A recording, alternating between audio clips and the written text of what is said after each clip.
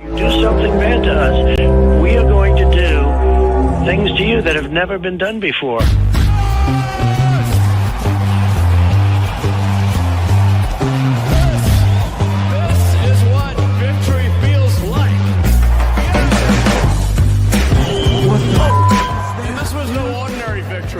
This was a fork in the road of human civilization.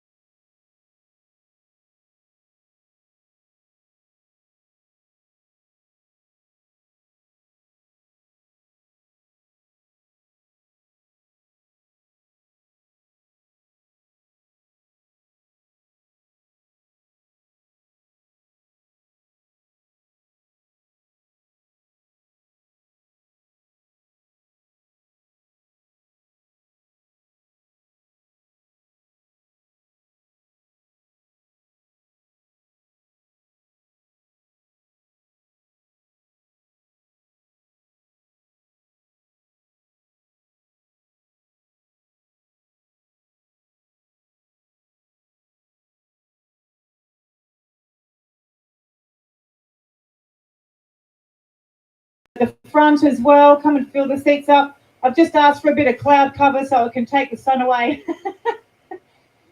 So we've got a bit of cloud cover there for you, so it's not too hot now in the seats at the front here. So come on up, and we'll be starting very shortly. Welcome everyone online. As well. Come and fill the seats up.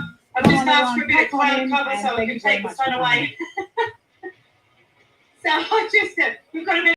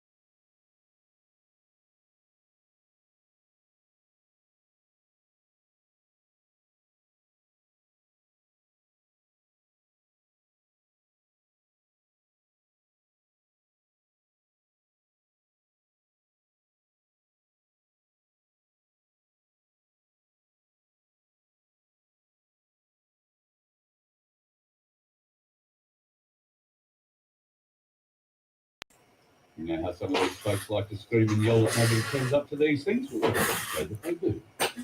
and thank you all for your attendance so far. We'll get underway very shortly.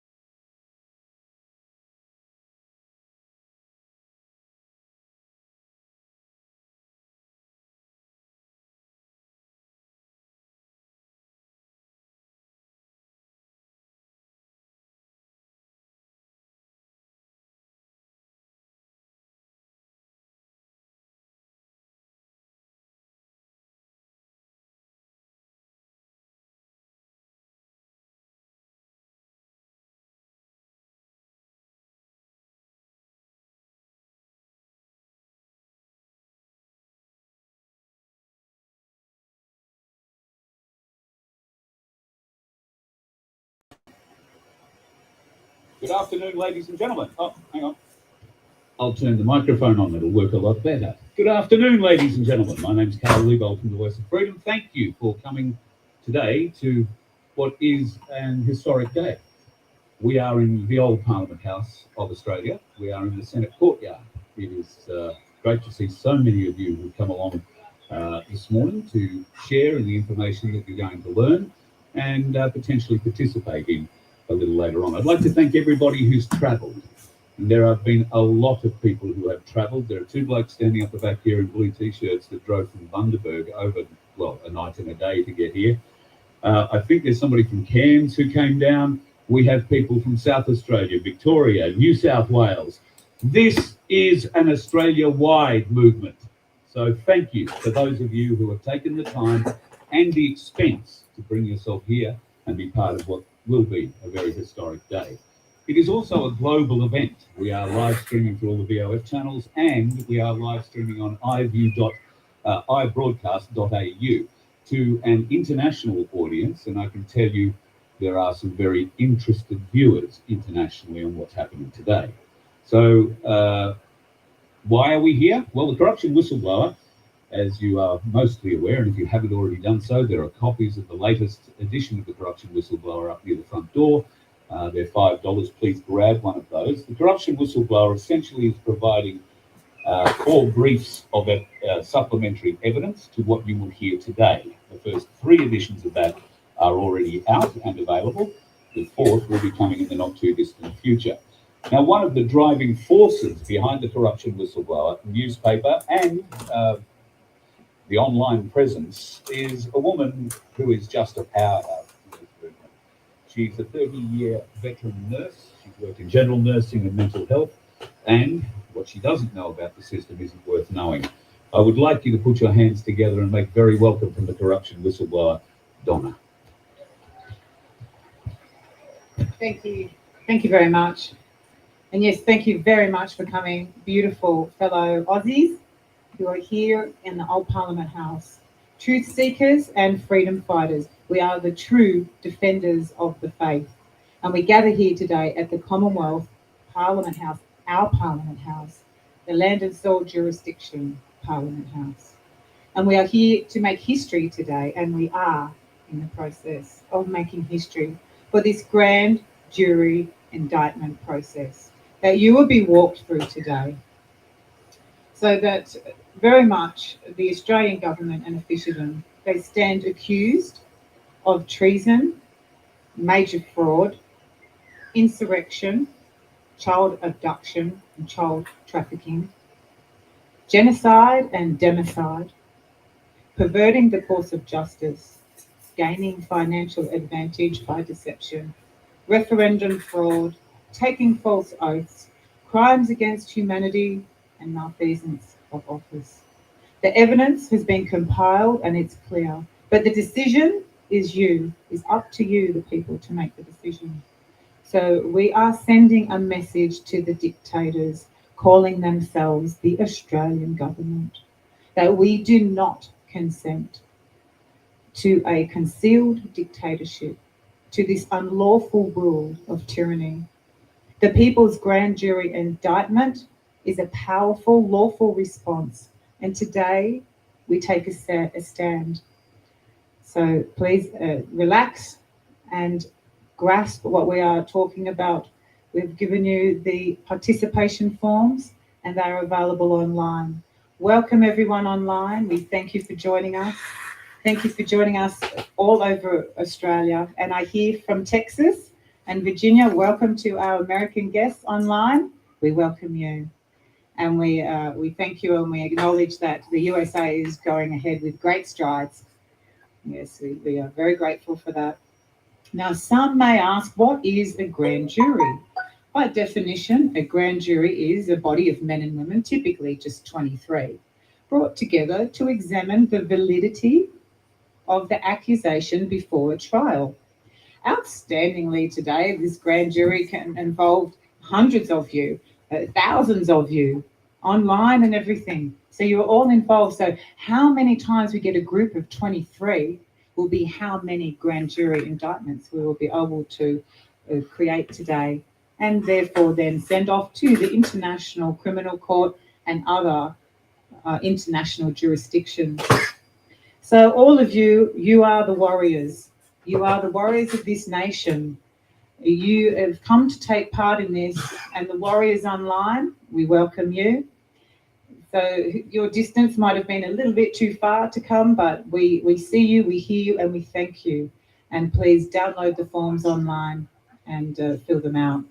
So we are here for this historic grand jury indictment event, and we are all here to participate, to fight for truth and justice for our nation. So the idea is, imagine 23,000 grand jurors equals 100 grand juries. So that's 100 official indictments on the Australian government and their officialdom.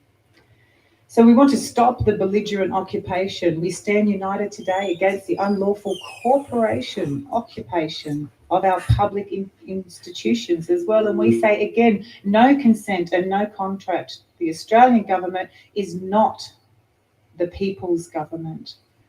The Commonwealth of Australia and the Australian government, the Australian government is a foreign government of political subdivision, meaning it's a private business, and that's going to get unpacked today. It's a foreign controlled entity that is parasitically running our nation. They have seized control over our land, our people, and our resources. And this institution, with all these different institutions they've got control over without our consent, and a lot of the times without our knowledge. So we do demand full accountability and full disclosure, and the return of lawful governance according to our constitution, common law, and the will of the people. So help us, God. So today you are taking part in Australian history. You are the history makers. And we cannot allow and continue to allow the deception and the crimes against humanity that are going on. Look at the democide that has just happened from the injection, the excess deaths. We'll be covering all that today. And it's also covered in the corruption whistleblower number 2. So this is not just a speech or a gathering or a get-together or even a protest. This is the next level up. This is the lawful restoration of justice for the people, a lawful rebellion for the people and from the people. So the people's prosecution is now, we will be presenting evidence. But firstly, I would like to declare the People's Court now in session and open. So welcome everyone. Thank you. Yes. I will now read the administration of oath. So we are on now to the participation form. We'll start on the participation form, the grand jury indictment file number GJI. And that's just the date after it, 08/02/2025. For who? For the Australian Government, Parliament, Judiciary and public officials for treason, fraud, democide and other crimes against humanity. So this is the lawful swearing in of you, the grand jurors. I will read through it. Administration of oaths. Members of the grand jury, you have volunteered to be grand jurors in accordance with the Commonwealth of Australia Constitution Act, common law and from the land and soil jurisdiction. These responsibilities placed upon you are solemn and significant. You are entrusted with the duty to fairly and impartially review evidence and determine whether probable cause exists to issue a formal indictment to the alleged defendants named in this form. There's 266 of them, and that's just for starters. And safeguard the principles of justice in this nation through the free and good faith participation with the grand jury indictment for the restoration of justice in a peaceful and safe manner. So this is your oath. This is the grand jury oath that you will be signing under. I do solemnly affirm that I will diligently and impartially inquire into all matters that come before this grand jury, according to the best of my knowledge and ability. I will uphold the principles of justice as all are equal before the law, ensuring that no individual is wrongly accused and that all evidence is fairly considered. I am of sound mind and reason and participate from free will in good faith to render my decisions based upon lawful due process regarding the evidence presented and with my best judgment, free from bias, fear or favour. I will neither indict any person through malice nor fail to indict through undue influence or fear. I will faithfully discharge my duties as a grand juror and to the best of my ability, so help us God, so help me God, and under the penalty of perjury. So this is your oath. This is what we're here today, to resurrect that beautiful word justice, and we shall be doing that. So at the moment, please keep your forms handy, download them online. This is, like Carl said, an international, interstate event. And so I will now be introducing Peter Horton. He is the People's Prosecutor, and Peter Horton will be delivering the evidence today in full. And you can get a copy of the evidence if you haven't at the front, or download the evidence online. And also, like we've said, there's a brief of evidence in the first, second and third edition of the paper, and a lot more than just what we'll be presenting today. The evidence will take half an hour to 40 minutes to present. And then you can, if you feel that there is a need to indict the Australian government, then we shall press forward and run a vote and see what you all think, because it's back to the power of the people.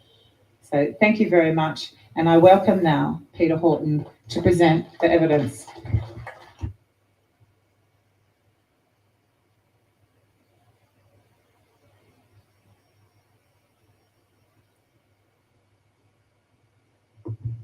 Thank you. Thank you, everybody, for coming. Just before we start, can I just double check that everybody's got a copy of this Annex A that they can see with their partner next to them? We didn't have enough to print for everybody, but as long as you can run through the form and see the evidence. Everybody's got to be a witness to it. Is there anybody here that hasn't got access to it?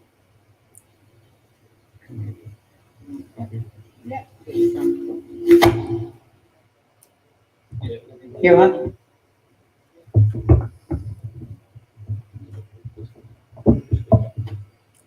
All right, okay. Everybody's got viewing or able to view a copy of the Annex A, the brief of evidence. One down here, please.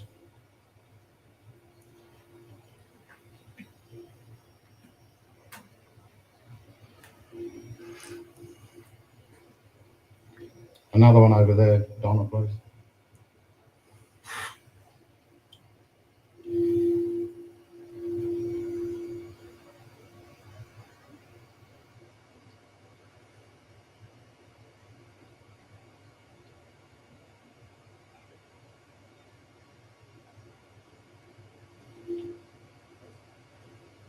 Okay, we'll start running through the evidence now.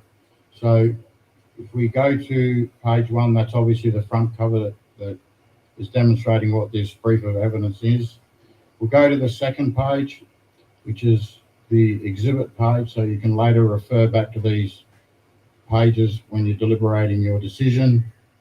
And we can go to the third page, which is a summary, which you can all read yourselves. It's an introduction, a basis for jurisdiction, the false oaths and violation of public trust, sedition and treason against the people, democide crimes against humanity, and conclusion and call to action. So we can proceed now to the fourth page. This page here is just for everybody to look at. It's supplementary evidence. But we'll be running today through the critical evidence, which we only have to prove probable cause to create the indictment. It's not a beyond reasonable doubt trial. So that's for everybody to either get a copy of that paper and look at the evidence in detail, ready for the trial if we all choose to indict today.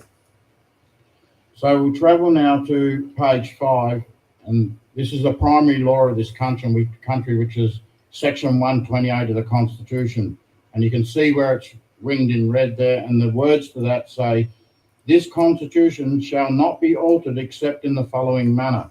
The proposed law for the alteration thereof must be passed by an absolute majority of each House of the Parliament, and not less than 2 nor more than 6 months after the passage through both houses. The proposed law shall be submitted in each state to the electors qualified to vote for the election of members of the House of Representatives." That's the key law for the Constitution. We all must vote for the laws.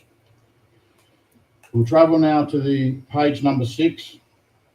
This was the beginning of the treason that we can, as far back as we can go, where they changed and altered the Great Seal of the Commonwealth of Australia, and all of a sudden, out of the blue, without the electors' consent, created the Great Seal of Australia with the Queen of Australia as far back as 1960.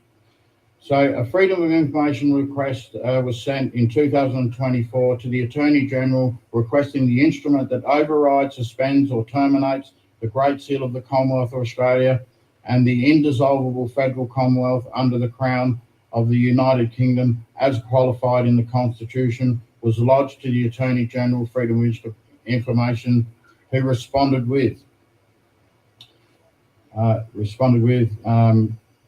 They refuse access to pursuant Section 24A of the Freedom of Information Act because they don't have the documents.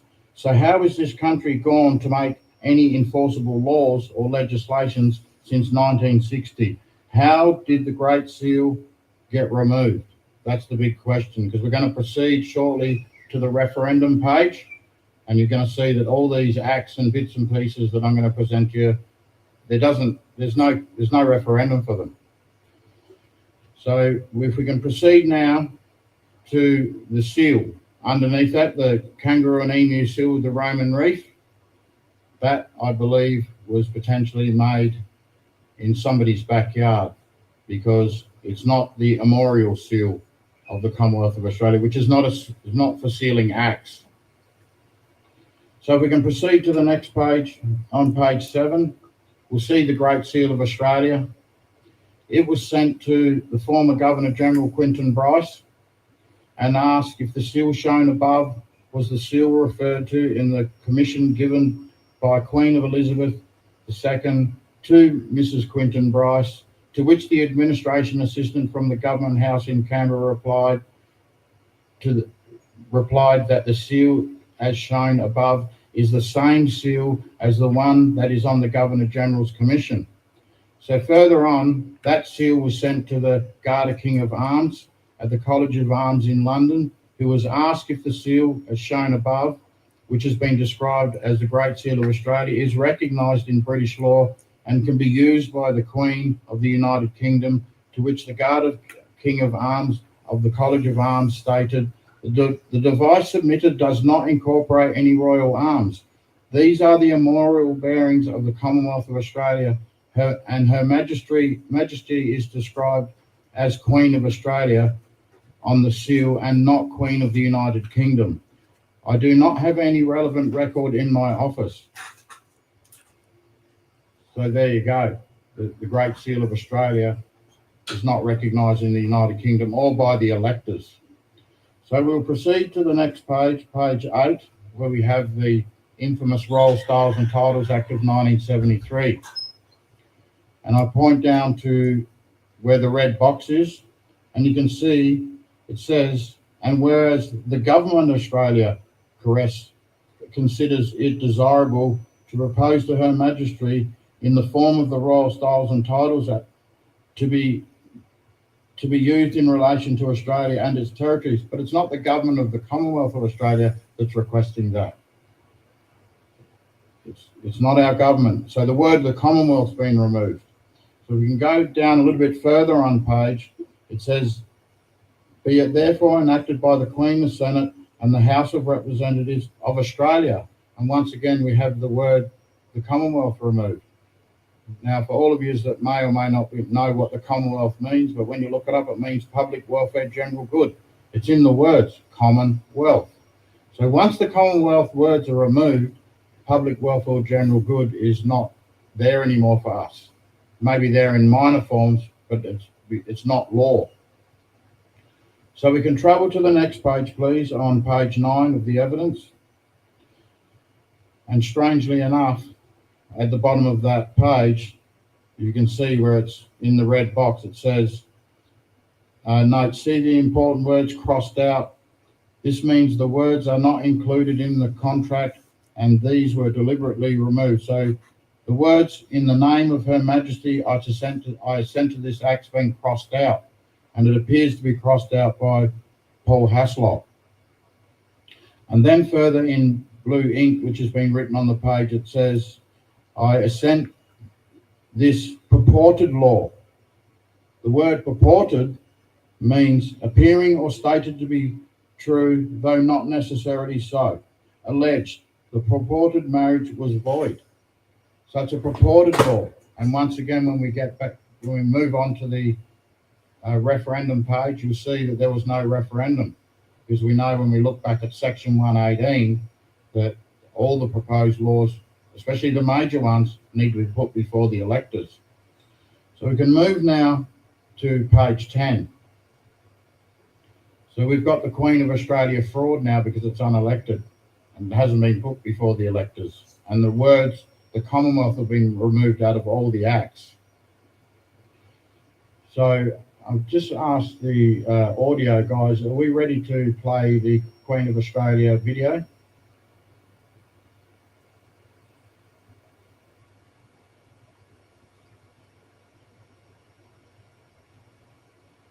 Okay, we can watch that a little after, or so I can upload it later.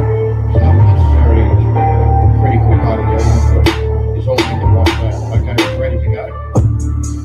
Okay, so has everybody got the link to watch the program on their phones?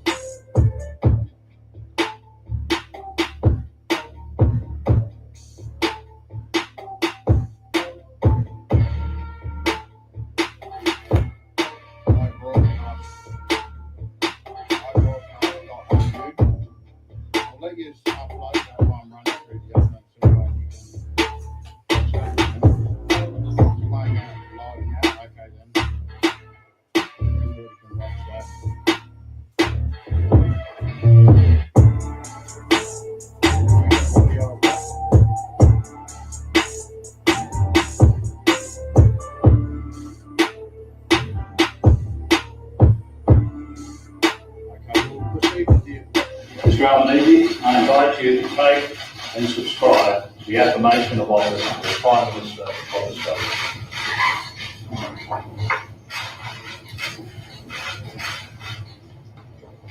I, Anthony Norman Albanese, do solemnly and sincerely affirm and declare that I will well and truly serve the Commonwealth of Australia, her land and her people in the office of Prime Minister. I, Scott John Morrison, do swear that I will well and truly serve the people of Australia in the office of Prime Minister, and that I will be faithful and bear true allegiance to Her Majesty Queen Elizabeth II, Queen of Australia, so help me God. Mr. Turnbull, I invite you to take the oath of office as Prime Minister. I, Malcolm Blythe Turnbull, do swear that I will well and truly serve the people of Australia in the office of Prime Minister, and that I will be faithful and bear true allegiance to Her Majesty Queen Elizabeth II, the Queen of Australia, so help me God. Mr. Turnbull, I invite you to take the oath of office as I, Quentin Alice Louise Bryce, Governor-General of the Commonwealth of Australia, pursuant to Section 64 and 65 of the Constitution, hereby direct and appoint the Honourable Julia Eileen Gillard, MP, a member of the Federal Executive Council, to hold the office of Prime Minister and to administer the Department of the Prime Minister and Cabinet.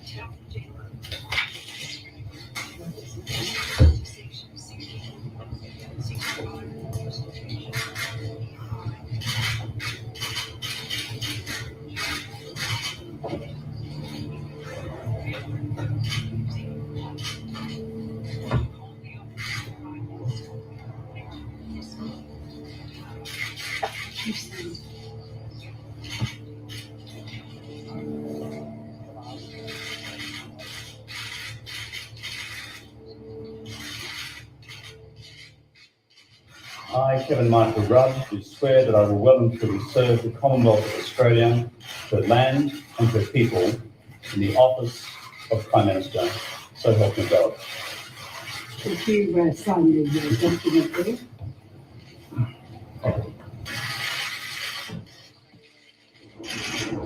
I, Anthony John Abbott, do swear that I will well and truly serve the people of Australia in the office of Prime Minister, and that I will be faithful and bear true allegiance to Her Majesty Queen Elizabeth II, Queen of Australia, so help me God. I, John Winston Howard, do swear that I will well and truly serve the people of Australia in the office of Prime Minister, and that I will be faithful and bear true allegiance to Her Majesty Queen Elizabeth II, so help me God.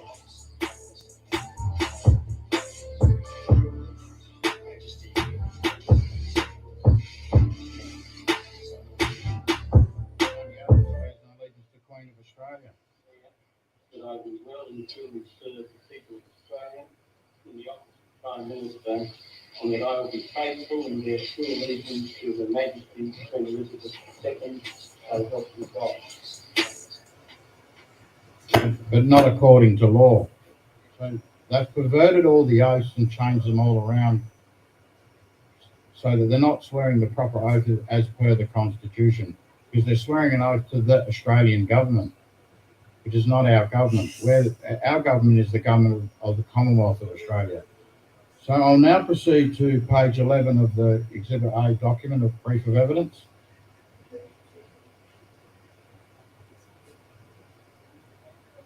Sure. Yeah. Okay, so if we can go to page 11 of the brief of evidence, please. So this is the final report of the Constitutional Commission of 1988, Volume 2. And we have significant evidence in here. That's the front cover. If we can proceed to the next page, page 12. There's their signatures from the Constitutional Commission saying they're basically giving directions to the government of what they need to do. So we can proceed to page 13. This is the bill number 1. An act to alter the Commonwealth of Australia Constitution Act by omitting obsolete words so as to recognise the Queen of Australia. So this is in 1988. They're making bills for the electors to approve Queen of Australia, which wasn't done, because we're going to show you that in the referendum results further on down the presentation. So we can go down to the second line underlined in red. Be enacted by the Parliament of the Commonwealth of Australia with the approval of the electors as required by the Constitution. But there was no referendum, which we're going to see a little bit later. And if we go down to section 2, the Government of Australia, the Commonwealth of Australia Constitution Act is altered by omitting the words, be it therefore enacted by the Queen's Most Excellent Majesty by and with the advice and consent of the Lords Spiritual and Temporal and Commons in this present Parliament, assembled by the authority as the same as follows. So they're just pulling parts out of our oath, or their oath that they're supposed to be saying, but they've made this bill to put forward to the electors, but they don't hold the referendums. And then further down, we can see in section 3 and 4 and 5, they're removing other parts of the Constitution, but they're not asking us. So they're basically just doing what they want. So we can move to page 14, please. This is bill number 2. An act to alter the Constitution so as to require the senators and members of the House of Representatives to take oaths or affirmations of allegiance to the Queen of Australia. Again, but they're doing it, but they haven't got the approval of the electors, which is treason. Be enacted by the Parliament of the Commonwealth of Australia with the approval of the electors as required by the Constitution as follows. Short title, this act may be cited by the Constitution or alteration, oaths and affirmations of allegiance 1988. The Constitution is altered by omitting from the schedule therein the words of the United Kingdom of Great Britain and Ireland and submitting of Australia. They need our consent to do these things, but they're doing it anyway, because once again, the government of the Commonwealth of Australia, the People's Government, isn't the Australian government. So we can proceed now to page 15 of the evidence. We've got a picture of the Australia Act. And if we can go of the front of the Act, if we can go to page 16, we can see there where the lines point down to section 5, Commonwealth Constitution Act and Statute of Westminster not affected. Well, if it's not affected, then section 128 applies. And there was no referendum for the Australia Act in 1986. And we can proceed further down to section 13 and 14, amend the Constitution of Queensland and amend the Constitution of Western Australia. But that requires a state referendum, which they did not do.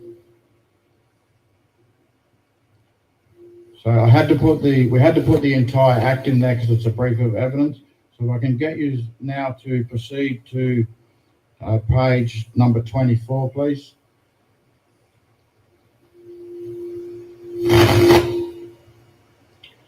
So we've got evidence on this page that the Australia Act is finished and unlawful. Once again, the Australia Act, one presentation of it's got the memorial bearings on it, but the memorial bearings aren't for sealing acts. Now, if we travel down to the bottom of that page, there's a Supreme Court case that was run in South Australia. And if we look at the transcript proceedings, and we can reflect on where the Australia Act has said the alteration of the Constitution of Queensland and Western Australia, but there was no referendum for it. So Justice Livesey in the Supreme Court it was myself on page 9 of the transcript there. If you can go down where it says Mr. Horton, It says, okay, so we can now know that the double entrenched referendums of at a minimum of Western Australia and Queensland where it was omitted. That's because they used to beat me up in the courts down there in South Australia and try and say that South Australia didn't need a referendum because all the states had to approve it. So I found these acts in Western Australia and Queensland that were double entrenchment acts. So they had to do it. It was a statutory requirement. But here we've got him on the transcripts clearly saying that the referendums at a minimum, the double entrenchment referendums at a minimum of Western Australia and Queensland were omitted, and he says yes. So I say to him, so that means the Australia Act's finished, and he replies yes. So that means the Australia Act's finished, no referendum.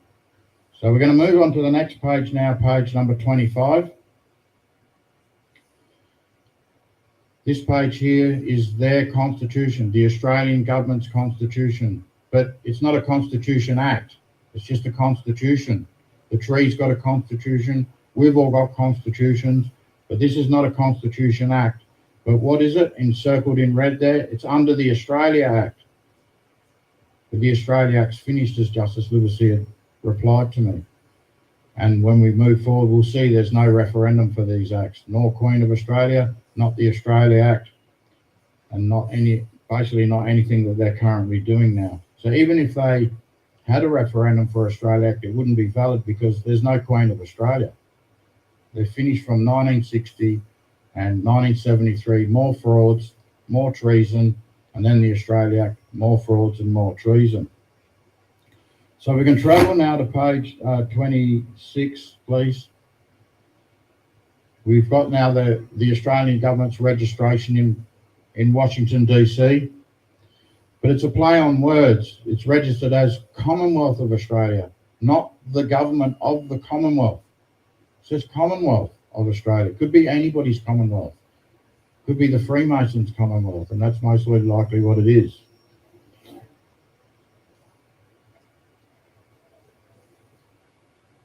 So we can now travel to the critical piece of evidence, which is the referendum's dates and results. So everybody can look at that page and see the dates and the outcomes. But there was no referendum for the Queen of Australia or the Royal Styles and Titles Act, 1973. There was no referendum for the Australia Acts. And furthermore, there was no referendum held in 1988 when the Constitutional Commission proposed those laws to the government to fix the Constitution up, but they were obviously too scared to have it because too many people would wake up and think, hang on, these laws were supposed to be passed in 1973. How was my trial legitimate? How were the judges sworn in? How were the parliamentary members sworn in? It's one big fraud. So that's for you guys to examine. The page is there as evidence. Before you deliberate, I want you all to look at that. Make sure you know what you're signing when you sign the participation form. So we can now move to the next page, page number 28. These are the extracts from the Crimes Act, 1914 to 1960, because if you remember, we showed that they'd changed the seal from the Great Seal of the Commonwealth of Australia to the Great Seal of Australia in 1960, so that the 1914 current Crimes Act with the kangaroo and emu on it has a fraudulent seal on it and has slowly but surely eliminated the penalty for treason. And so you can see down and make your own assumptions what the punishment for that is. But this is part of the evidence for you to deliberate on and make your decision at the end of the presentation of the evidence. So we can now proceed to the next page, page number 29. Now, we're discussing the Criminal Code Act. So we've proven now in this document that kangaroo and emu on that Criminal Code Act 1995 is a fraud. But what's even worse that's in there, if we look at section 268121 and section 268122, they are an abomination of lawful rights for the people and has been another contributor to the current genocide, democide we find ourselves in, i.e. the COVID vax, the Indigenous, and so on. So section 268121 of the Criminal Code Act 1995 stipulates that the proceedings for the offences under Division 26H, which covers crimes against humanity, genocide and war crimes, cannot be commenced without written consent of the Attorney General. So the Attorney General's some kind of dictator. Essentially meaning the Attorney General must give permission before prosecution can begin for these serious international crimes. All the other countries that are party to the Rome Statute can all file them in there, but for some reason or other in this country, we need the permission of somebody's called, deciding that they're God of this country, and I can assure you they're not. Mark Dreyfus is committing treason.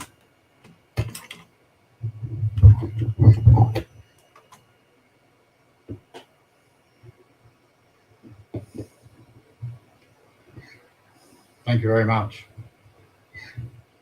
So section 2, what's even worse, and can't get much worse than that, is that at section 268122 prevents the questioning, appeal or review of the Attorney General's decision. The Criminal Code Amendment Genocide Crimes Act, Crimes Against Humanity and War Crimes Bill 2024 proposes to repeal section 268122.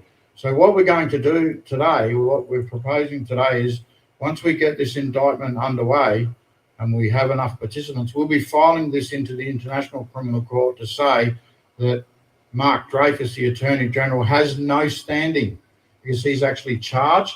The seal's fraudulent, and section 268121 and 122 is an abhorrent law.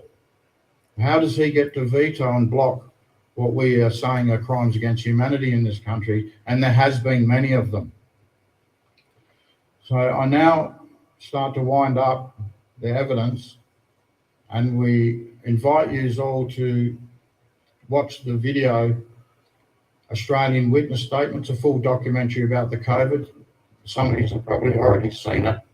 But that video on its own, if you're not happy or it's not your will after I've just presented these facts to you, the referendum frauds, the Queen of Australia fraud, the Queen of Australia false oaths by the Prime Ministers, the Fraud in Australia Act, then you can watch this witness statement, which is enough to send them to the International Criminal Court for crimes against humanity, treason, dishonestly dealing in documents, and the list goes on.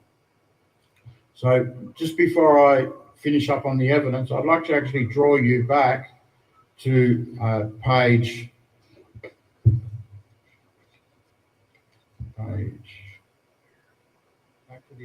back to the Australia Act on page 16. So, sorry, on page 17. If you look up the top of this act, and I wanted to point this out to all the people who have been beaten up by the police for saying they're sovereign citizens, because this act, even though it has no constitutional conformity and it has no elector consent, what it does actually say up the top here, and this is how foolish the police are, and you've got to wonder where are they getting that training from. But in the Australia Act, which has no referendum for it, it says on page 17, an act to bring into constitutional arrangements affecting the Commonwealth and the states into conformity with the status of the Commonwealth of Australia as a sovereign, independent and federal nation. So what they're basically saying in this act is we're all sovereign citizens. But yet the police beat us up for saying that, and have named people calling themselves sovereign citizens terrorists. So the whole thing's a mess, and it's up to you people today to decide whether you think that in this brief of evidence there's enough presented to create probable cause to create an indictment.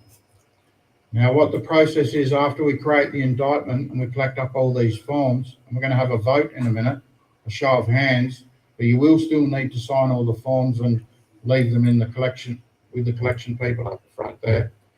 The process is we'll be collecting all these together, writing a writing them all their indictments, serving every single one of them personally. And then once that's done, we will announce a date for a public trial under the People's Court seal. Because the reason that seal was created, because it's the People's seal, because their seals are all fraudulent. They're corporations in our courts. There's no justice period in these courts, as we all know. And as I think most Australians know, the only ones that don't know it are the ones that haven't been in the court system. Okay,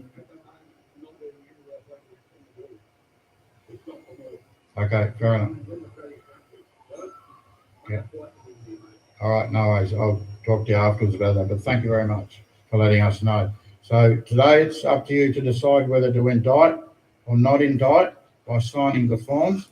So once they've all been served, we'll call a date and we'll notify them that they have to turn up. And we'd really like to see a mass gathering down here, really big. We want everybody to be electors down here so that we know we can't vote for the Australian government, because when we do, we're committing treason. Yeah, over to this one. Thank you very much. Thank you. Yes, thank you. So stay here with me. Thank you, Peter. Amazing evidence. Yeah, thank you very much. So we do the Corruption Whistleblower newspaper, and we have put a lot of effort and brief of evidence in there. But right now we're going to actually run a vote. We're going to run the grand jury indictment vote. So what I would like to call your attention, your remembrance to the evidence, and I'd like you to raise your hand if you agree that the Australian government and the officialdom need to be indicted for the crimes that are outlined on the participation form. A 75% raise of hands will have a pass, and can we get some footage of that? Yeah, beautiful, we got footage of that. I would say it would be unanimous vote of creating an indictment to put on trial the Australian government and the officialdom as outlined on our participation form, file number GJI 0802205. Thank you very much. The indictment has been created. History has been made. History is in the making. This is a message to the Australian government. The Australian people, the people of Terra Australis, are awake, know what you're doing. We know what you're doing, and you are now being indicted, and you will hear from us, and you will receive your summons and serve these documents. Thank you, everyone, for that. Beautiful. I just want to ask, is there anyone against the indictment? Anyone say no? Oh, nobody. Nobody. Nobody. Shock horror. Nobody. Anyhow, we thank you very much for that. And I'll hand the mic back over to the wonderful Carl from the Voice of Freedom. Thank you, everyone, very much. You did great. You did great. Thank you, everybody. I got to tell you, folks, I've got goosebumps listening to that cheer as it went up after that vote. So thank you very much for your participation in that. And, well, we've got a lot more coming, so stay tuned. Now, before we wrap up proceedings today, I'd like to introduce a lady to you that I had the pleasure of meeting a couple of years ago. My knowledge of First Nations people is lacking and still lacking, but the knowledge that I do have is in great part being gleaned from this wonderful lady that I'm about to introduce you to. She is an elder of this country, Ngunnawal land, that we are currently standing on. Some people who claim to be referenced to that Ngunnawal land don't recognise this wonderful woman, and she is a powerhouse in her own movement. Would you put your hands together for Auntie Glenda, please? Thank you, Carl. Beautiful. You know, I got really emotional this morning because I didn't even know I was going to come and be standing here having a few words. Woohoo! But I want to start off with saying that my name is Glenda Merritt. They call me Auntie Glenda, and I'm a Ngunnawal elder. But I won't be doing no welcomes because it's all our country. We are united under God. He says, Mother Earth takes care of us, Motherland. So I want to say it 3 times. I want you to repeat after me. Save our children! Save our children! Save our children! Our country is a crime scene. I am an advocate and defender for human rights. This week, February the 13th, marks the 17th anniversary of the National Apology for Stolen Generations. I want to talk about personal stories, not government. It's got to be real now. We've got to start talking about the real stories. So the real story, I'm really sort of emotional because I've got lots of family stories to tell. So my stepfather was taken away from a very young child, 4 years old. And you can check this out on YouTube. And his name is Cecil Dixon with a Dickson. #41. He was known by a number, not his name, in this Kinchilla Boys Home. So please watch the video because you listen to him, his story. I can't tell his story. And you'll see my beautiful mum in that video too at the end. God bless her because she's passed away. So my next story is, I have a death certificate here. And the death certificate is the 21st of June, 1959. It's got my parents' name on it. But it doesn't have my sister's name on it.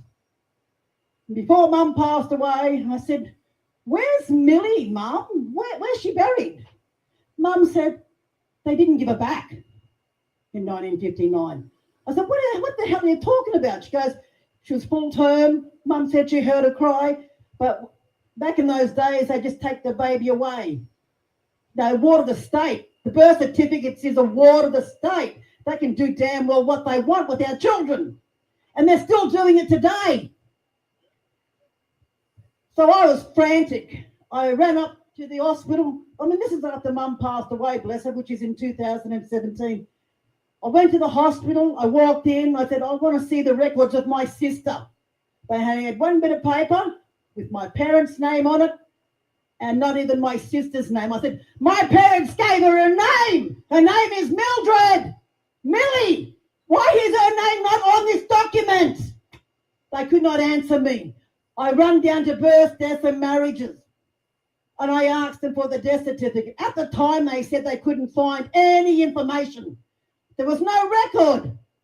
I ran back up to the hospital. I was in tears and I asked them, "What did you do with the babies back in those days?" Because it was only young people working there, they had no idea what I was talking about. But they went and spoke to the most senior nurse and she said, "Back in those days, they didn't give them back to the parents." What a load of bullshit. They've stolen my sister. Where is she? Could she be still alive? What have they done with her? I want answers from the government. This is just one of many stories. They told me something disgusting.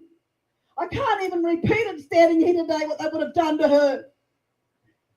You know, for respect for her, I won't say, but it's going to come to light because everyone's going to find out soon what they've been doing with our children. Everyone, worldwide. Here's another story about my sister, my older sister. This is in 2017, Woden Valley Hospital. My sister was sick. She was in Sydney with me. I was nurturing her and she goes, "I've got an appointment back at Woden Hospital." I said, "Do you really want to go?" Because it's her choice. She goes, "Yeah, I'll go down. It's just a procedure." So I took her back to Woden Hospital. In that week, there was 3 fires. Just Google Woden Hospital fires, 6th of April 2017.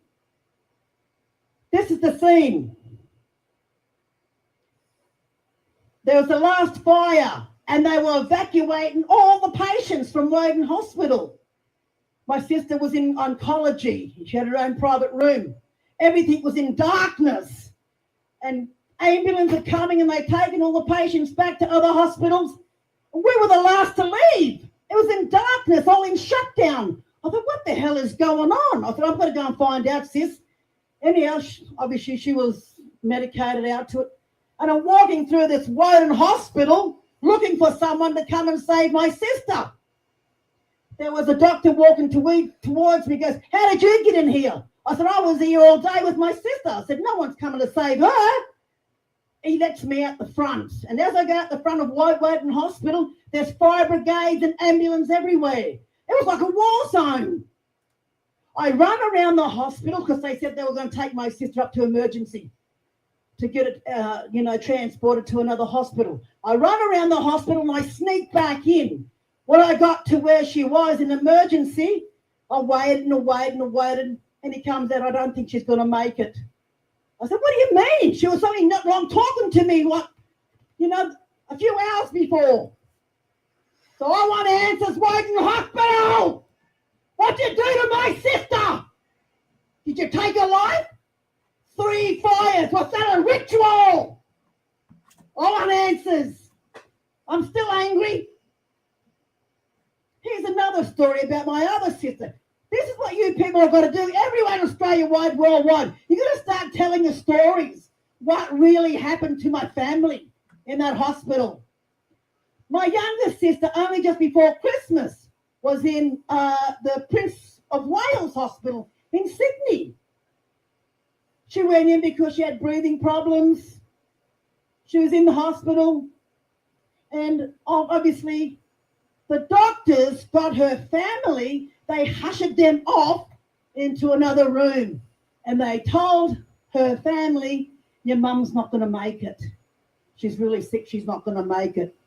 And they were all upset. And they run back to the room and they're surrounding her bed, upset. She goes, what's the matter with you? And they told her what the doctor said. And that actually scared the hell out of her. Thank God she's pulled those cords out. Rings me up. I go up there and I had all the legal documents to sign her out. And they would not let her, sign herself out. Luckily, I had the documents to prove you can't hold her. She's got a voice. I said, Suzanne, do you want to stay here or go home? She goes, I'm going home. They told me I'm going to die. Now, what's going on there? She's still alive today. You've got to start asking these questions. What's going on? It's just absolutely disgraceful. It's genocide, all right. And it's just like, let's talk about the COVID for Northern Territory. Well, it's absolutely shocking. They were paying our Aboriginal people $500 each to get the vaccines. I asked a person a few weeks ago, is there any records about what's, where these pictures, a lot of them are passed away. That's just, from third-hand information. But seriously, they were sending up body bags. And we're trying to find the source who ordered these body bags. We're still trying to find the source who ordered these body bags for our people in community. You got to ask the question, Even our Aboriginal people deaths in custody, there's 500 deaths in custody. 500, there's no arrests, no accountability. You've got to keep asking these questions. Why? And they like to keep us at a low energy vibration. They like to keep us in trauma. And this is where the voice is really important. Everyone's got to get up and tell their story. Be brave. You've got to do it because obviously, the only way we're going to beat this satanic system is to beat it with everybody's story. I'm sure, people in the crowd here could have their own personal stories. You've got to make sure you put it out to the universe. That's how we're going to beat them, through God, through the universe. Our country's a crime scene. Even my hometown, Yass, growing up, we're always talking about, children's secret graves. That's another story. It's absolutely shocking. So use your voice, tell your stories, and be brave, and don't give up. Because this is only the beginning. We are in control now. You know, I'm a light worker. I'm a truth warrior. And I won't stop talking anymore. I'm only just going to get louder. Thank you. Thank you, Auntie Glenda. I just want to thank you for her personal testimonies today. That's some deep stuff, and just 3 stories, but there are so many more that will be told as we move forward into this. We're moving towards the end of the formal proceedings here today, but before we do get to the end, there is another very important section of information that you all need to be aware of. And I'm going to introduce Donna back to the stage along with Franco, a man who will be known to many of you, and they will take you through the People's Court Grand Community Orders. Now, if you don't have a copy of these here, or if you'd like a copy of any of the documents you've seen today, you can go to vofhq.com and download these documents right now. It's important that you do download them and understand what they mean. And, well, the community orders, I'll hand it over to Donna and Franco, and you can find out what this is about. Thank you so much, and thank you so much for everyone who's been here today and spoken. So today we're running through the community orders, which is your voice, which are pertinent issues in our community. I want to say hello to Mondays and Maggies. Rocco, one more, come on. That's it, brother. I want to thank everyone that's rocked up. I'll tell you what, this is a privilege for me today. It really is, and it's quite an emotional bearing to think we're in Parliament House. Just take that on board, you know. So anyway, I'll give it back to Donna, and we'll keep it going, eh? It is ours. Okay, so this is the following community. Thank you.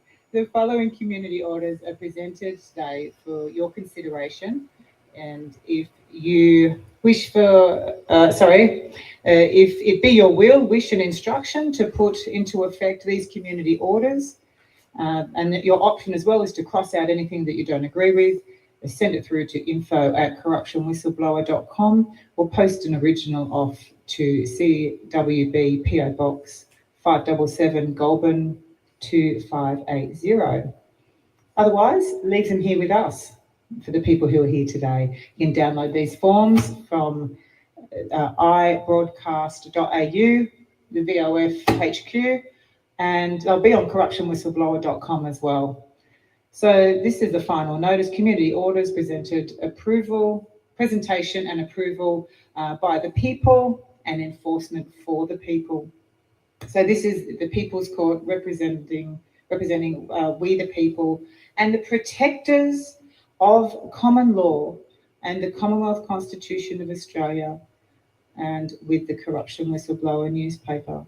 Now, these are to be enforced upon all individuals and entities implicated herein under the authority of law and constitutional principles, common law and international law. The first one I'll be reading out is crimes against humanity, geoengineering and chemical poisoning. Number 1, any man or woman who knowingly takes part in or assists in the application of geoengineering and substances commonly known as chemtrails shall be indicted and prosecuted under crimes against humanity and genocide for causing harm to the people and the environment of this great nation. Under the People's Court and international law, the offenders will be personally liable, as there is no such thing as corporate immunity. All are equal before the law, and following orders will not release you from what you've criminally did. Loyalty to the people is a fiduciary duty, and upholding the Constitution is paramount. Please recognise the serious threat posed by knowingly taking part or assisting in the deliberate chemtrailing and geoengineering of this land. Scientific and public evidence confirms that these programs are releasing toxic aerosols into the atmosphere, harming the people's health, agricultural and environment en masse. And just for example is that Frankenskies movie. Would you like to read the next section of that? Yeah. Yes. In any man or woman who knowingly takes part in assist to the application of harmful chemicals into the water, such as fluoride. You know, when Mrs. Marsh said it really gets in, she really meant it, didn't she?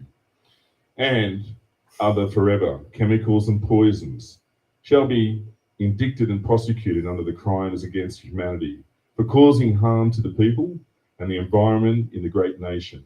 Under international law and rule of law, you'll be personally liable, as there is no such thing as corporate immunity. All are equal before the law, and following orders will not release you from form what your criminality did. Thus, the people who deliberately partake in the contamination of water supplies, whether through an addition of harmful chemicals such as fluoride or other pollutants into domestic and agricultural water systems, constitutes a direct attack on the people's health and causes harm to the entire ecosystem. The Water Management Chief Executive Officer, man or woman, will knowingly facilitate or approve these actions, shall be indicted and prosecuted for the crimes against humanity. Thank you. Secret societies and harmful oaths. Now, I actually question Malcolm Roberts and Craig Kelly whether they were part of one. Now, Malcolm Roberts vehemently denied it, and Kelly waited for a few more questions and said, "Judge me for what I have done." So what has he done? Okay. Anyone who knowingly takes part in or helps enforce false oaths, secret society oaths, or any fraudulent oaths that go against the Commonwealth of Australian Constitution Act 1901 and put private interests above the people is acting unlawfully. Groups like Freemasonry, the corporate Australian government, and the other oath-bound organisations that demand secrecy and require members to act against the public's best interest. Constitutional law, natural justice, and engaging in the conspiracy of per verbeth course of justice. Any individual found to be engaging in harmful, subversive, or conspiratorial activities through such societies may face indictments and prosecution for crimes against humanity and other certain sectors breaching fiduciary duties. One of my favourite words lately. Yes. The F word. The F word. Yes. And the health sector, this is number 3. Health sector, big pharmaceutical corporations, bioweapon engineering.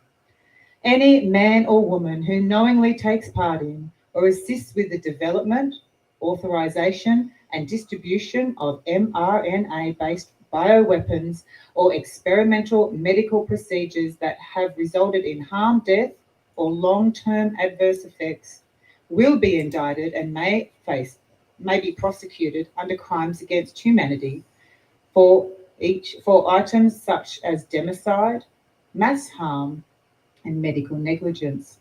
Let it be known that forced medical interventions, coercive mandates, and profiteering at the expense of all of the people's health are violations of international human rights and laws. And the health and well-being of the people must never be compromised for profit, political control, or covert agendas. And we have this absolutely brilliant video, the witness statement video, Australia's witness statement it's called.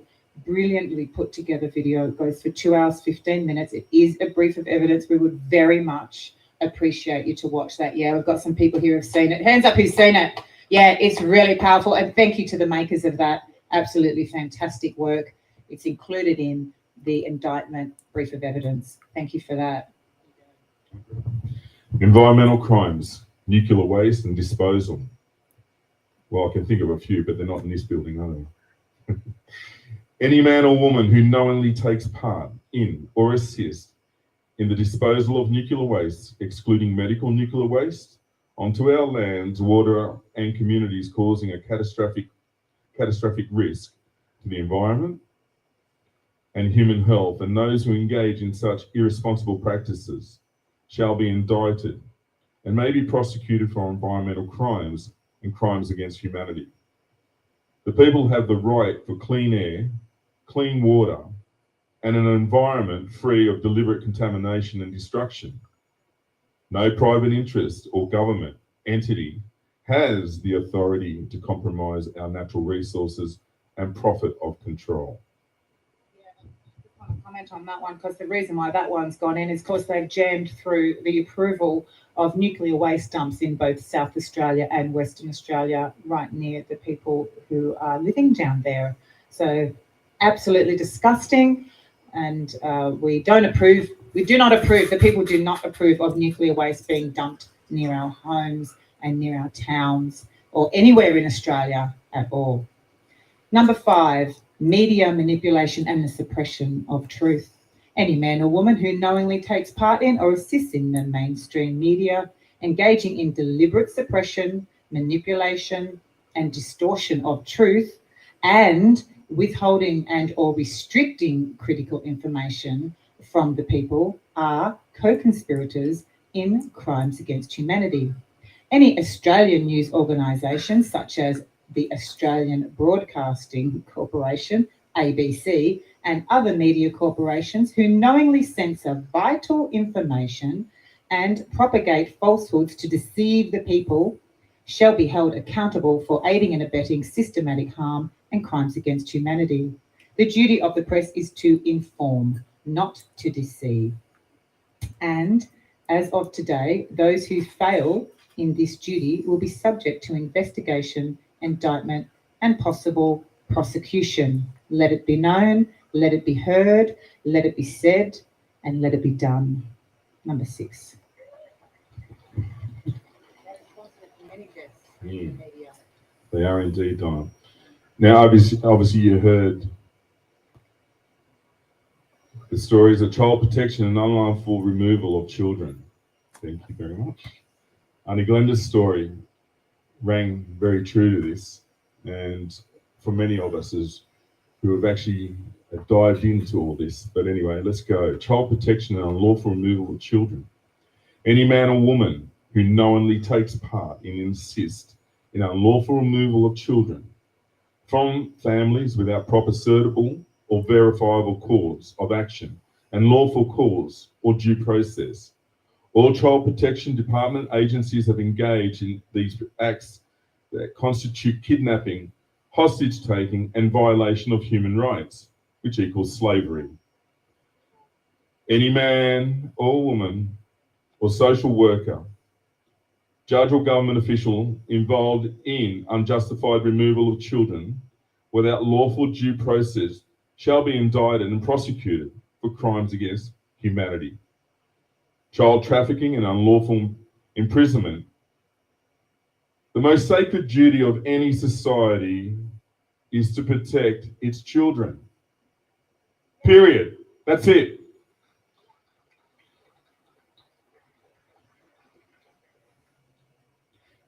Yet currently, institutions under the guise of child protection departments and its workplace contractors and employees are knowingly taking part in child trafficking and crimes against humanity in this crime. Yes, so you'll see before we proceed, part 1 and 2, where they come and try to snatch my daughter, and that's a very good indication of how to prevent that. And then there's more to the story after that. But it's epidemic level. They're lifting 61,000 children a year. That's 240 a day in Australia in the work week. It is beyond shame. It is disgusting. It's for profit, 40,000 a pop when they lift the child out of mostly safe homes. Pastor Paul was over 150 cases, and he said not 1 ounce of neglect did he find in any of those cases. And then he gets dragged through court as well. It's funny, wards of the state, just think of that for a moment, where your identity is completely stripped bare, and you're given a number, like the number of 43 or 115. Now, obviously I've been doing a fair bit of investigation into, obviously, the Royal Commission and what have you. And we know all about the misdemeanors that went along and the passing of children. But they were using our kids as lab rats. Let that sink in. And all will be revealed. Anyway. And every child that was in their custody got injected, whether you like it or not, with every single injection, every single COVID injection. And I just want to add, those poor parents that had to try and go and see their children in COVID times were forced to be injected, or they did not get to see their children after their children had been kidnapped by this child trafficking mess that they call fraudulently child protection. It's far from child protection. Children have huge increase of percentage of risk of harm when they are with the people who do not love them. They are a bunch of strangers around them, and they are taken from people who do love them a lot of the times for ridiculous things like unknown risk. It's never substantiated. Huge amounts of unsubstantiated children getting taken by their own admission, all in edition 1. The centre 10 pages of edition 1 has this all broken down, and it's by their own admission. It's not us making up the numbers. They're putting it up on their web pages. Anyhow, child protection is such a big topic. We would love teams to come together and audit these child protection mobs and get some, we need teams. We do. We need teams to come together and go back and audit child protection and who the heck have they put in prison, because, there's some criminals in there, but there's some no criminals in there. There's bigger criminals walking around out here who we just indicted. So, and then the NGOs. Yep. They took 5, so sorry. Took 5 of his children. The Independent Children Lies he's talking about. They don't have clearance checks to deal with children. Wow. Yes, it's atrocious. The entire child protection system needs to be looked at from the People's Commission. Not a royal commission where they find out all the gaps and plug all the holes up so they never find it again. It has to be from the People's Commission. We really are the ones that need to go back in and look at these disgusting broken systems. And they've been broken for some time. We are all the stolen generation now. It's just crossed over to everyone. And it has made us very much more empathetic to First Nation who were caught up in this. So our heart and love goes out to the poor parents who are suffering under that regime. It's disgusting. Surveillance, data harvesting, this is number 7. Surveillance, data harvesting and espionage. Any man or woman who knowingly takes part in or assists in the mass surveillance, unauthorized data harvesting, and targeting and trafficking of individuals without certified and verifiable cause of action are taking part in espionage and privacy violations. Within the Commonwealth of Australia, any warrant granted for unlawful surveillance shall be considered an act of espionage, and those responsible will be indicted and may be prosecuted according to the rights and privacy accordingly, because rights and privacy are not negotiable. We know they're tracking us without their phones and doing all their tricks.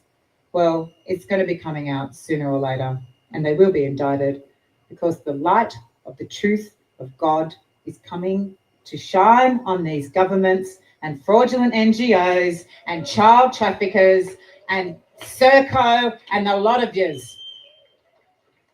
You cannot hide from the light, and the fear that they're feeling now is in relation to the amount of guilt they've got. Malfeasance of office and financial crimes. Everybody, this is little Charlie, and she's going to be the future of our Constitution, right? So any man or woman who knowingly takes part in or assists in the malfeasance, abuse of power, financial fraud, or obtaining financial gain through deception will be indicted and prosecuted under the international law, common law, under rule of law for fraud causing harm, the misuse of public funds, bribery, and international misinterpretation in office are offences that must be met with full force of lawful justice. And I think we can all agree with that. So the call to action today is to be familiar, get familiar with the community orders. Today, the people reclaim your voice and speak, and the community orders are to be of immediate effect. All corporate persons, men and women, violating these principles and these orders shall be held accountable before the People's Court, international criminal courts, and in God's sight. You're held accountable, can't hide. Let this be the beginning of a new era, one of truth, justice, and restoration and transparency. We will no longer be deceived. The Australian government and other corporations shall no longer be apathetic or ignorant to the people's rights. We have told them now. We've told them, and they can no longer be ignorant to our rights of our brothers and sisters. Bless you all. So we will not stop until justice is restored and full accountability is achieved. Let justice be done for God's sake and for the sake of us all.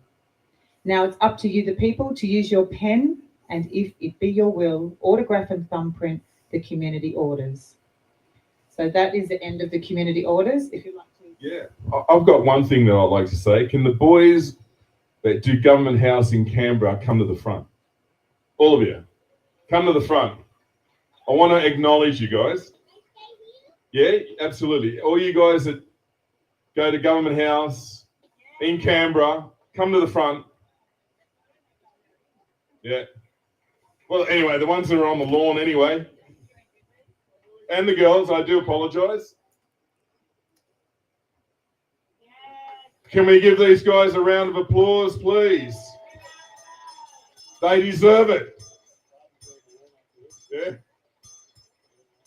Well done. Thank you. Thank you. Yep. Thanks once again. Thank you. Thank you. Just take a seat and we'll do some closing summaries. Appreciate that. You can stay here for some refreshments or you can go to the barbecue. So this is the People's Grand Jury and operates under the humble blessing of Almighty God, Supreme Authority, the Constitution of the Commonwealth of Australia, and we the people. The basis of this indictment has been founded in constitutional law and historical evidence and international lawful principles. In summary, these indictments and the documents and the preceding forms the foundation. This all forms the foundation of the indictment, what you've all done today. Thank you very much. Section 128, the Constitution, the process of the referendum consent via the electors, and from the evidence presented, it has been breached. You've said that. Royal Stars and Titles Act, 1973, the fraudulent alterations of governance and governance structures without lawful referendum. You've said, yes, that's true. The Australia Act, 1986, the Queen of Australia, a legal severance of the constitutional ties of the United Kingdom without electors, you're the electors, without your consent. Referendum dates and results demonstrating missing referendums. Visual evidence. You've got the video that you can watch. The video is compiled of the Prime Minister swearing unlawful oaths to the fictitious Queen of Australia and not the Commonwealth Constitution. And then we've just gone through everything. So number one, unlawful governance and high treason. The installation of a corporate government outside the lawful constitutional framework. This is what's happened. This is what you've just voted on. A fraudulent Queen of Australia with her oaths in violation of the Constitution Act 1900. And the removal of the lawful crown without referendum, nullifying all government authority thereafter. So how are they putting the people in jail where they really have no authority? The judiciary, it might as well be McDonald's sitting up there, just a bunch of corporate. Anyhow, I'm not going to go. I shall continue. Number two, crimes against humanity, the breach of international law, participating in geoengineering, leading to ecological devastation and public health crisis, fluoridation of the water supplies. It means it's mass poisoning, mass medication without public consent. Complicity of government agencies in medical experiments via mRNA bioweapon deployment, and the enforced mandates leading to excess deaths, mass democide. They're going to trial. The systematic abduction and trafficking of children by the child protection agencies operating without lawful jurisdiction and increasing the level of risk of harm dramatically when the children are unlawfully removed from their homes and taken into these institutions. The use of psychological warfare, censorship and media manipulation to silence the truth and overall dissent. Media manipulation, economic fraud and high-level corruption. The installation of the 1966 financial agreement, unlawfully centralising economic control. That's what, we crossed over from imperial to metric. They changed us out of the pound, which was backed by in-ground assets, to a fiat currency without referendum consent. The illegitimate application of Canon Law 2057 to enforce debt slavery over free people. Failure of public officers to disclose dual citizenship, violating sovereign national integrity.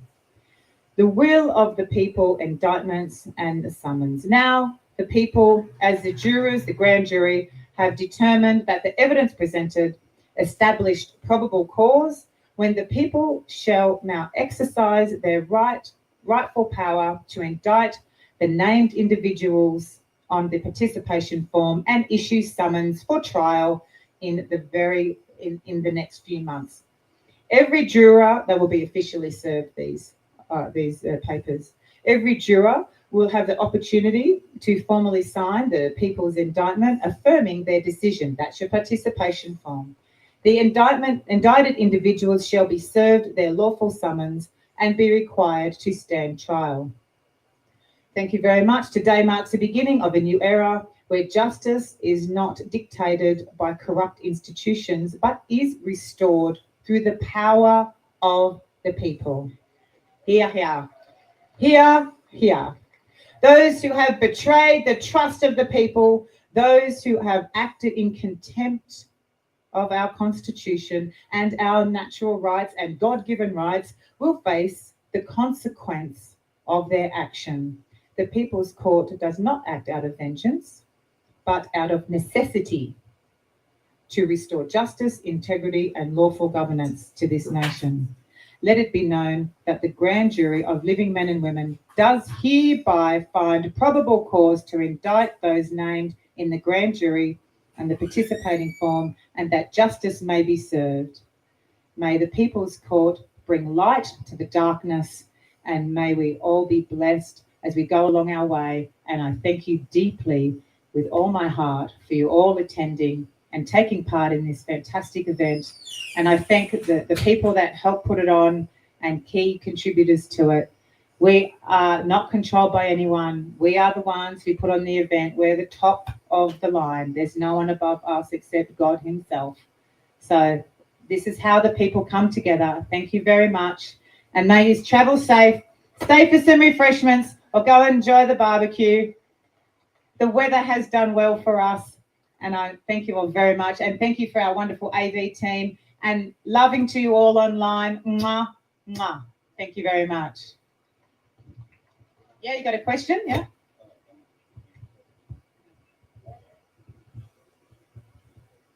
Oh, yeah, they'll have the barbecue after the refreshments here. Thank you, everyone. I won't do doing questions at the moment. If you're here, put the location is here. Just put your suburb and area for the location. You don't have to write your home address or anything. Any other questions about the form, feel free to email me on info@corruptionwhistleblower.com.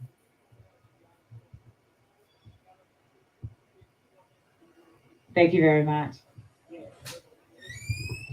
Thank you, ladies and gentlemen. That wraps up the formal proceedings for the day. We will have an afternoon tea. It'll be laid out in the next half an hour, 45 minutes or so. There is a barbecue out the back, which will happen after that with the Canberra Stand guys, the Canberra crew. And when I say out the back, I mean over that side of the Parliament House on the parliamentary lawns. No, we don't have a permit. Just saying. Folks, I want to thank you for your participation. Thank you for caring enough to travel great distances or short. And I just want to let the members of the current illegal government know that we are here. We, the people, have spoken. And I'm going to take a word from Auntie Glenda. Hear us! Shame! Shame! Shame! We are coming! We, the people, are coming! Thank you for your...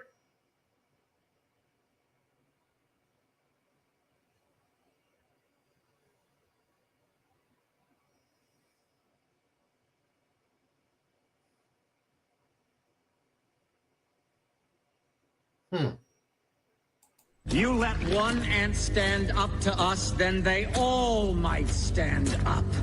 Those puny little ants outnumber us 100 to 1. And if they ever figure that out, there goes our way of life. It's not about food.